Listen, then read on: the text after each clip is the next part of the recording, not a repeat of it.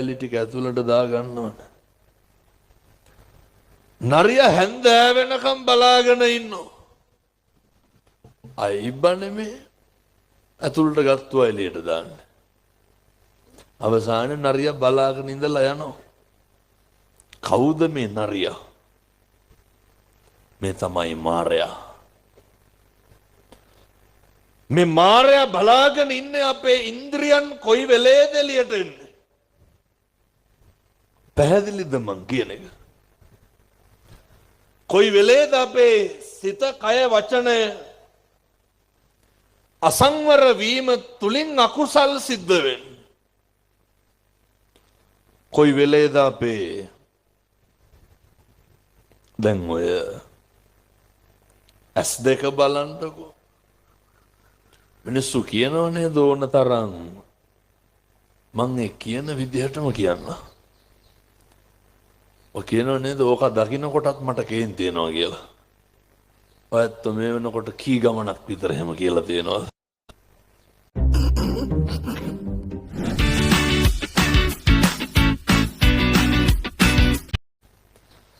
මිනිස්සු කියනව නේද දෑහැටවත් පේන්න බෑ.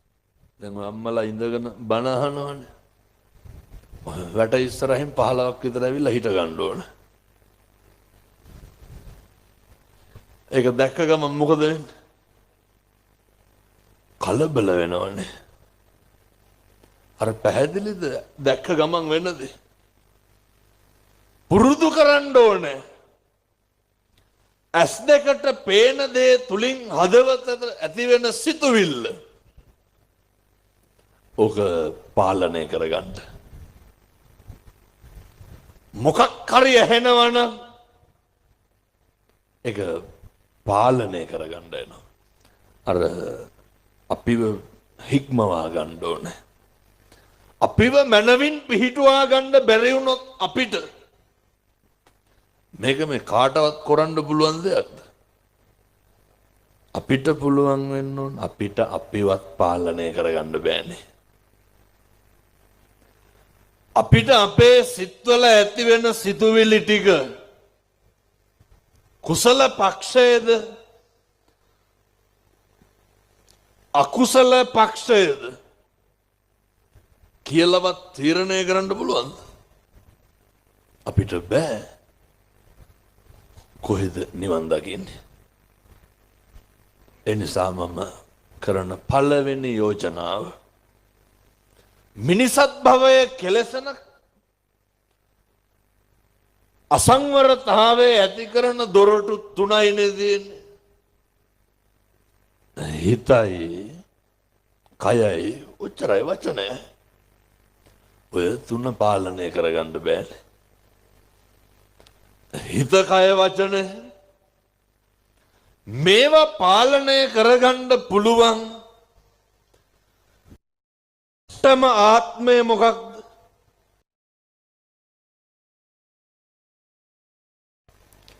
ඒවා පාලනය කරගන්න ජීවිතේ දුක කියන යථාර්ථය තේරුම් අරගෙන ඉන්න ඕන. මොකක්ද දුක කියන්නේ? දැන් ඉපදිලා කියලා දන්නවනේ අය ඕක ගැන කියන්න දෙයක් නැහැ. ජරාවට පත්වීම ගැන අවබෝධයක් තියෙන්න ඕන. මෙතන කාටවත් අපි ජරාවට පත් වෙන එක ගැන අවබෝධයක් තියෙනවා. මෙලහටත් මොකට හරි බෙහෙත් බොනවා වෙන්න පුළුවන්. මේ කාටවත් අපි ව්‍යාධියට පත්වීම ගැන අවබෝධයක් තියෙනවා. මරණානුස්සතිය වඩන්න පුළුවන් වෙන්න ඕන. මෙව්ව බල්ලොන්ට බලල්ලොන්ට කෙරිය හැකිද? නෝ කරන්න පුළුවන් මිනිස්සුන්ට විතරයි. සත්තුන්ට පුළුවන් රතියට හුරු වෙන්න විතරයි. මම යෝජනා කරන්නේ දැන් අපේ පින්නතුන් රතියට හුරු වෙලා ඉන්නවනේ. ඒ කියන්නේ මේ රසයට හුරු වෙලා ඉන්නවනේ. දැන් අපිට තියෙන්නේ හුරු වෙච්ච රතිය තුලින් ධර්ම රතිය.